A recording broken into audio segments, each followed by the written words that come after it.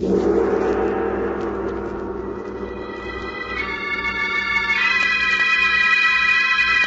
Sealed Book.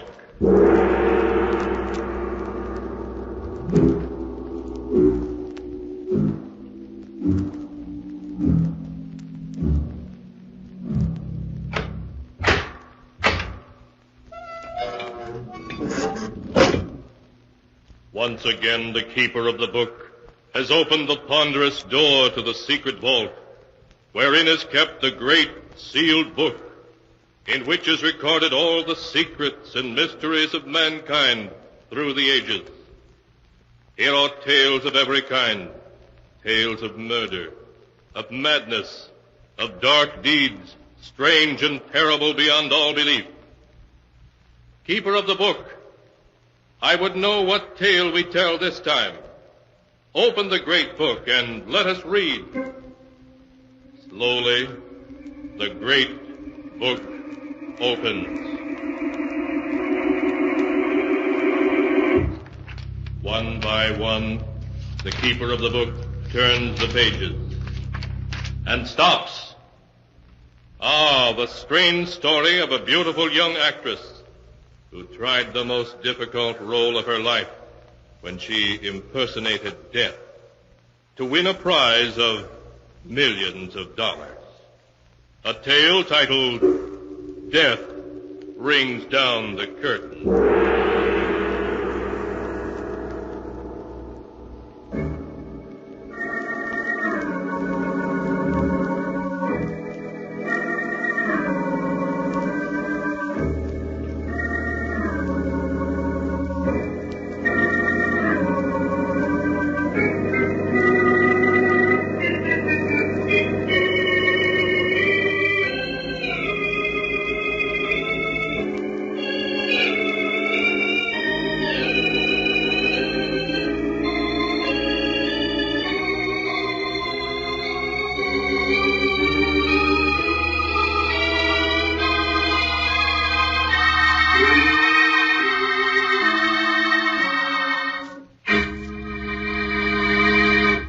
And here is the tale, Death Rings Down the Curtain, as it is written in the pages of the sealed book. In the darkened bedroom of Martha Richards, a room where the blinds are always shut, young Dr. Smith is listening intently through his stethoscope to the laboring heart of his elderly, crotchety patient. Well, how much longer are you going to keep thumping me with that stethoscope, you old quack? I've finished examining you now. Well, don't just stand there without saying a word. How am I? How much time have I got left? Well, that's difficult to say. If you will avoid all excitement, I think I can say a year, possibly 2. A year, possibly 2. Yes, but only if you do as I say. Now, there's no reason at all why you should insist on remaining in this darkened bedroom month after month. Why, it's been a year since you've been out of this room. Oh, you're going to start on that again. And what's more, Mrs. Richards, this living in utter seclusion is bad for your health. You should leave this room and see people. No, Doctor, no. I won't have my maid pushing me around in a wheelchair, the object of everyone's pity. I prefer to remain in this room and have people think of me as I was, not as I am. Very well. Only I can't see why you refuse to have visitors. It'll give you some interest in life. It may surprise you to know, Doctor, that I'm expecting 2 visitors, though it isn't because of anything you've said. I'm sure it isn't. But the way my heart is, I think it's about time I was drawing up a will. Before I do so, I want to get acquainted with my only living relatives, a niece and a nephew from my husband's side of the family. And they're the 2 visitors you're expecting? Yes. I haven't seen Gerald and Mildred since they were children. I'm very curious to see what they grew up to be like. I understand Mildred's an actress. An actress? You don't mean that Millie Richards is your niece, do you? Yes. Have you heard of her? Of course. Everyone has. She's one of Broadway's leading actresses. I saw her in a play recently and thought she was excellent. Probably drinks and smokes and's been married 3 or 4 times. And her brother Gerald is probably an heir-to-wheel who's never worked a day in his life. Aren't you being a bit unfair, judging the 2 of them before you've even seen them? That remains to be seen, Doctor. Before I draw up my will, I intend to learn everything about them. I'll give them both every opportunity to prove they're worthy of part of the Richards' fortune. When do you expect them? They said they'd be here in time for dinner, which means they should be on their way here now.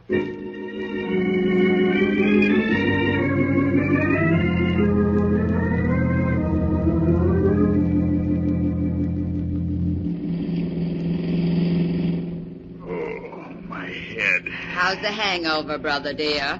Painful, I hope. What am I doing in this car? Where are we going? Have you forgotten, darling? This is the day we were invited to visit Aunt Martha. Oh. You remember dear old Aunt Martha. She's the one with all that lovely money. Oh, save it, will you? I'm in no mood for your witticisms. Considering that I spent half of last night looking for you under nightclub tables, Gerald, you might be a little more grateful. Oh, my head. What a night. Yes, wasn't it, darling? Every place I went looking for you, they gave me IOUs you'd left behind. Exactly how much do you owe around town? $11,000. Millie, you gotta help me. If I don't pay up soon, I'll be in real trouble. What exactly am I supposed to do? You've got to lend me enough money to hold off my creditors. Lend you money? You may not know it, brother dear, but I'm far deeper in debt than you are. But you were getting $1,000 a week as the lead in Let Us Be Merry. How can you possibly be in debt? It's all very simple, darling. I was getting $1,000 a week and spending $2,000 a week. Well, that makes everything just perfect. Both of us so deeply in debt, we probably don't dare go back to town. Perhaps after our visit to Aunt Martha, we will be able to go back to town. What do you mean by that? Why do you think Aunt Martha sent us an invitation to visit her? Your guess is as good as mine. Aunt Martha's getting on in years, and unless I'm very much mistaken, she's decided to draw up a will. Naturally, before doing so, she wants to see what her only living relatives are like. Millie, do you really think she'll leave us some money? If we play our cards right, all we've got to do is convince Aunt Martha that we deserve it. And how are we going to do that? By showing her that we're lovable, simple, and unspoiled. Gerald, do you remember the ingenue role I played in I Dream of Love? Yes, of course. You weren't half bad. Half bad? Why, I was superb. The critics were mad about me. How dare you say I was only half bad? All right. You were superb. What about it? I think I shall play that role for Aunt Martha. Just a simple, unsophisticated girl, untouched by success. How am I supposed to behave? I'm no actor. You just play the strong, silent type, Gerald, and leave all the talking to me. And when the curtain rings down on my special performance for Aunt Martha, the Richards' fortune will be ours.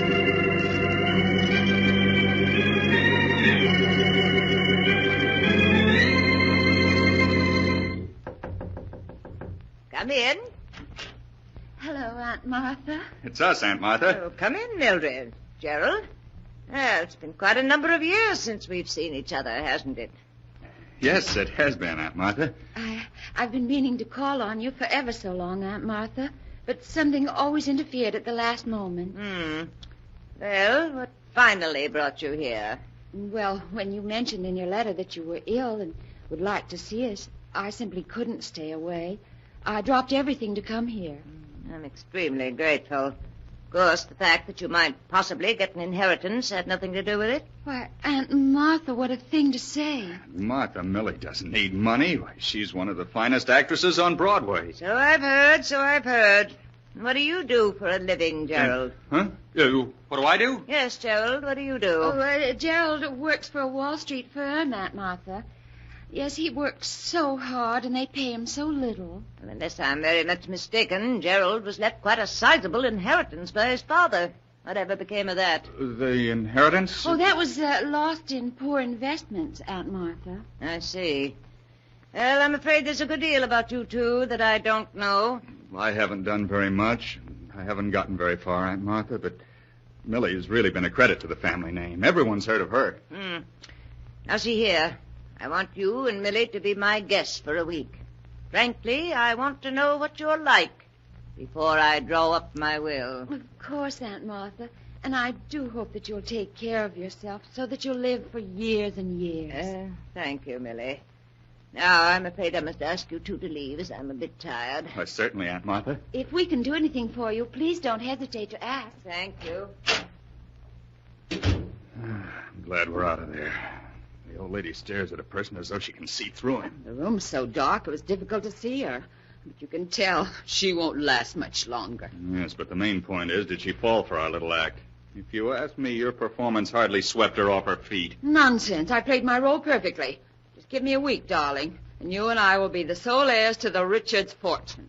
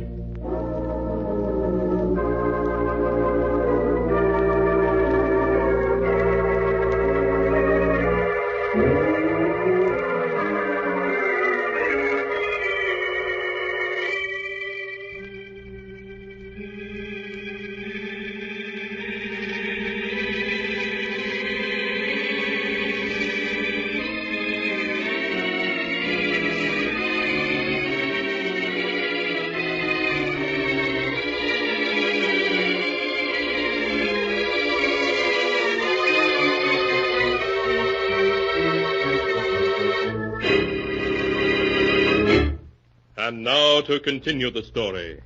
Death rings down the curtain, as it is written in the sealed book. For a week, Millie and Gerald have been living with their Aunt Martha, trying to convince her that they are worthy of inheriting her great fortune. And Millie, sure that they have succeeded, is waiting for Gerald to return to tell him the news. Hello, Millie. Gerald, where have you been all night? I've looked everywhere for you. I spent the night in town. Well, you've been drinking. So what? Oh, you fool. What if Aunt Martha were to hear about it, just when everything's working out perfectly? So everything's working out perfectly, is it? Yes. I told you if you'd leave her to me, it would. Last night, Aunt Martha made a phone call to New York. Gerald, it was her attorney she was calling, and he's coming here tonight to draw up her will. You don't say. Well. Well, you don't sound very enthusiastic at being named one of Aunt Martha's heirs. My dear Millie, it may interest you to know that the greatest performance of your career has gone for nothing. What do you mean? You may be able to sweep a Broadway audience off its feet, but not Aunt Martha. Oh, why, I tell you, she believes in me utterly. Oh, does she? Yes, she does. It may come as quite a shock, but while Aunt Martha was listening so devotedly to your every word, she had a private investigator in New York at work investigating. A private investigator? You mean Aunt Martha's been checking on our past? That's the general information I received. Why, that double-crossing old hag. Yes, and no doubt you can guess what she'll do when she learns that I haven't a job on Wall Street and that I gambled my inheritance away. And what do you think she'll say when she hears you were named as correspondent in 3 divorce actions and were involved in the Wainwright scandal? Oh, I'd like to scratch out those staring eyes of hers, playing with me like a cat with a mouse. Well, the game's up. We may as well go up to our rooms and pack. What? Walk out on a $4 million inheritance? I should say not. There must be something we can do about it. Yes, well, what, for example? Well, I don't know yet. Let me think. I won't go back to the city beaten, deeply in debt. And Martha may think she's clever, but she won't beat me. Before she cuts me out of her will, I'll... Yes. What are you planning, Millie? Gerald, if we play our cards right, you and I will inherit the entire Richards fortune in spite of anything Aunt Martha can do. Now, listen, this is what I want you to do.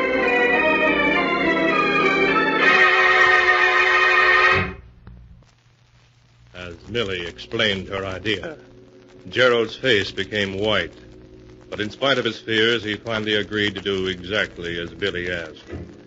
Then in the hours that followed, Millie locked herself in her room and practiced her aunt's signature over and over until she was finally satisfied. And that evening, as the clock struck 8, Millie and Gerald silently stole down the hall to the door of their aunt's room.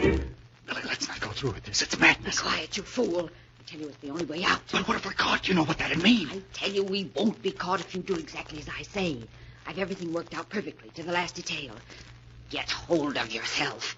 I'm going to knock. You know exactly what you're to do. Yes. Come in. Good evening, Aunt Martha. I hope you're feeling well, Aunt Martha. Oh, Mildred, Gerald, eh? Come in. Thank you. It's quite dark in here, Aunt Martha. Would you like me to turn on a light? No, Gerald, that isn't necessary. I'm quite used to being in the dark. Of course. How are you feeling this evening? Much better, thank you. Gerald, perhaps you ought to fix Aunt Martha's pillows. She doesn't seem very comfortable. No, you needn't bother. I'm quite comfortable, I assure you. Gerald, fix Aunt Martha's I can't go through with it. Do you hear? I can't. Fool, I should have known better than to count on you. Huh? Mildred, what's Gerald talking about? Nothing important, Aunt Martha. Here, let me fix this pillow I for tell you, I don't want Millie, to. don't. Mildred, Millie, don't. She's suffocating. Quiet, do you hear? You haven't got the nerve to go through with it. I have. There. I think that's enough to bring on a heart attack. How do you feel, Aunt Martha? You're nothing but a murderess. Oh, my heart. Millie, is she dead? Yes, Gerald, and not from suffocation, but from a heart attack. I told you it would work out. I had nothing to do with it, do you hear? You murdered her, I didn't. In the eyes of the law, Gerald, you're my accomplice, and nothing you might say can make it otherwise. We haven't time to discuss that. Aunt Martha's attorney should be here in an hour. Now, will you do as I say, or won't you? I have no choice in the matter. No, you're acting sensibly. Do exactly as I say, and we can't fail.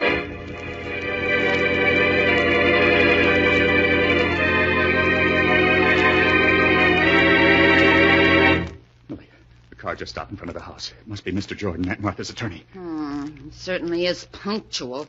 Are you ready? I need a little more shading here under my eyes. Hurry, Millie. He'll be up here in a minute. Gerald, I've never been late for a curtain yet, and I won't be late for this one. There. Now, help me on with Aunt Martha's bedrobe. All right. There. Now, how do I look, Gerald? You look exactly like Aunt Martha. If I didn't know her body was in that closet, I'd swear you were her.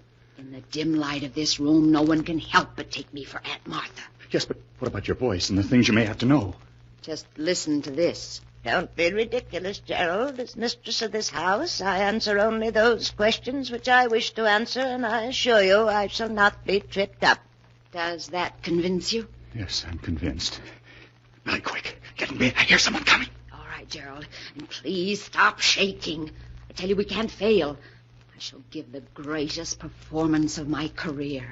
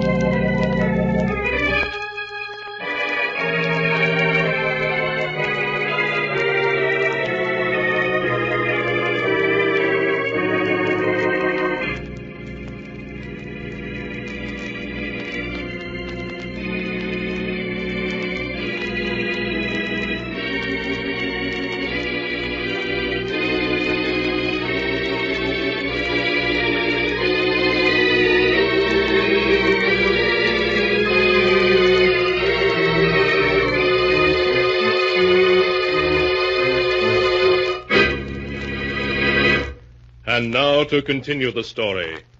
Death rings down the curtain, as it is written in the sealed book. Swiftly, Millie, made up to look like her dead Aunt Martha, slips into her aunt's bed, and then, as Gerald lights a cigarette with trembling fingers, someone knocks at the door. Come in. Good evening, Mr. Jordan. Come in, won't you? Well, Mrs. Richards, how are you? Why, bless me, it's been over a year since I've seen you. Really, Mr. Jordan? Has it been that long? Certainly has. How are your eyes? Still troubling you? My eyes? Oh, they're much better, thank you. Well, that's fine, Mrs. Richards. Oh, by the way, this is Mr. Wilson, my secretary. How do you do? I'm happy to meet you, Mrs. Richards. I don't think, Mr. Jordan, you've met my nephew, Gerald Richards. Gerald, this is my attorney, Mr. Jordan. Well, how do you do, Mr. Richards? Mr. Jordan, I want to have a will drawn up and signed tonight. Tonight? Surely you can't be serious, Mrs. Richards.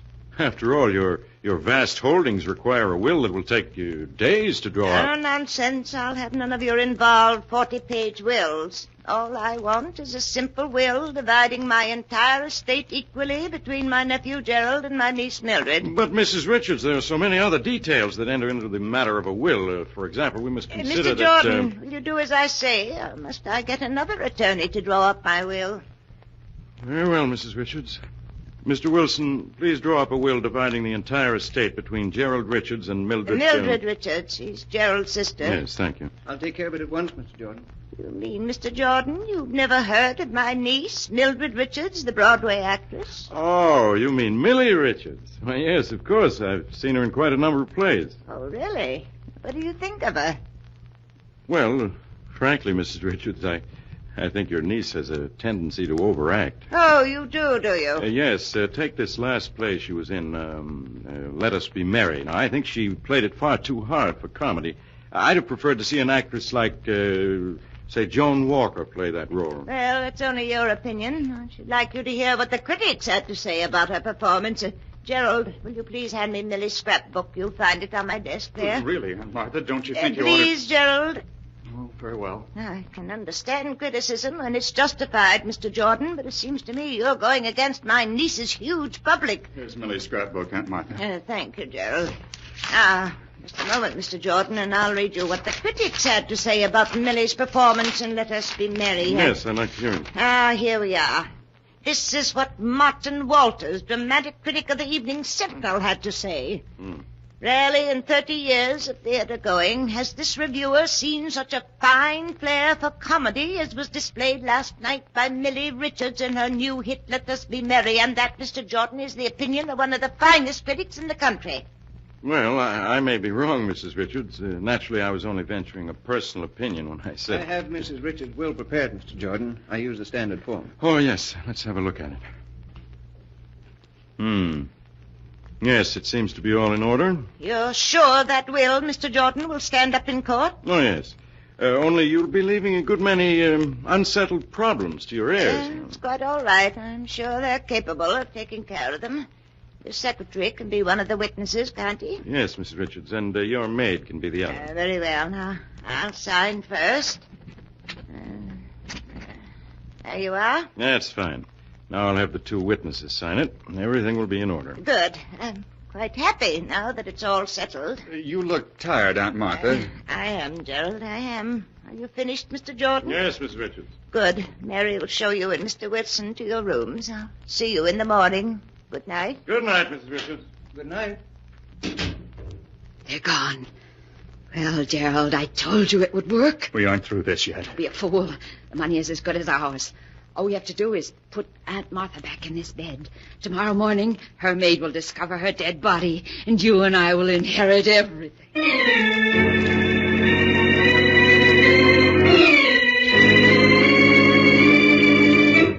The next morning, things went exactly as Millie had foreseen.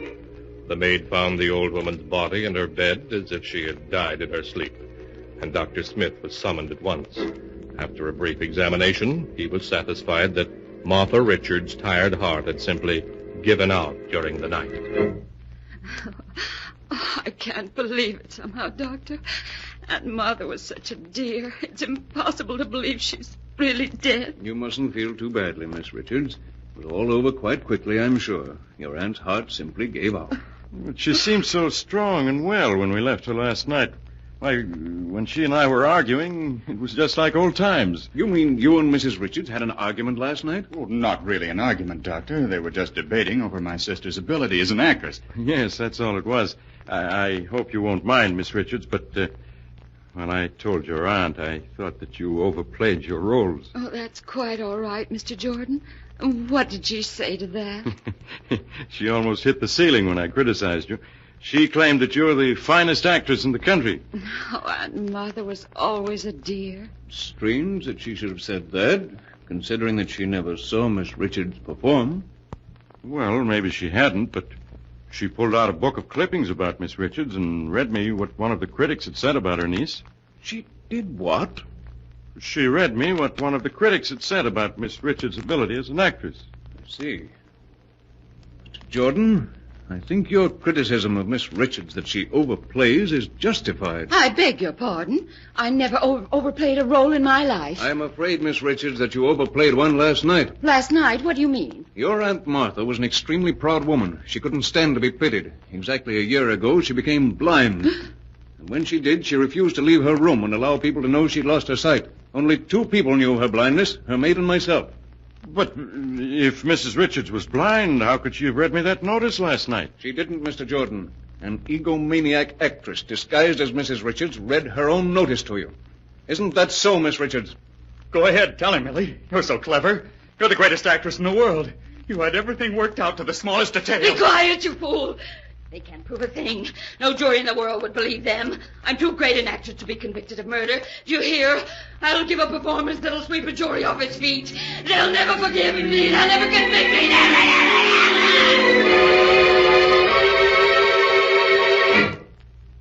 And that is the story, as it is written in the sealed book, of how an actress tried to impersonate death and failed.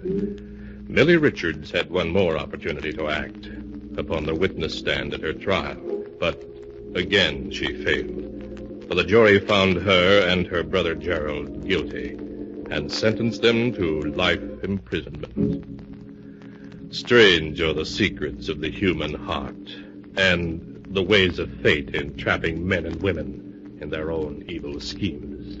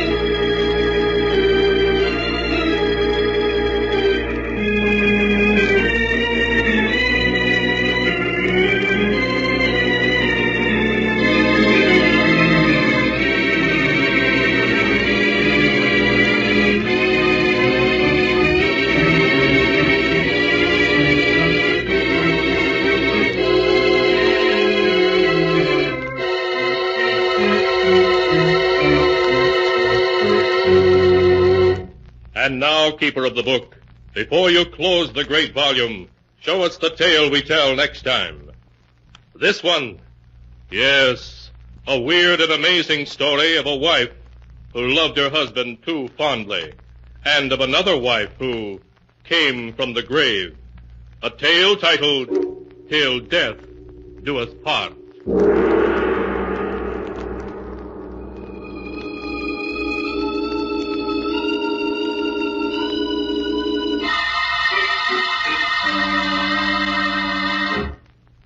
Be sure to be with us again next time, when the sound of the great gong heralds another strange and exciting tale from the Sealed Book.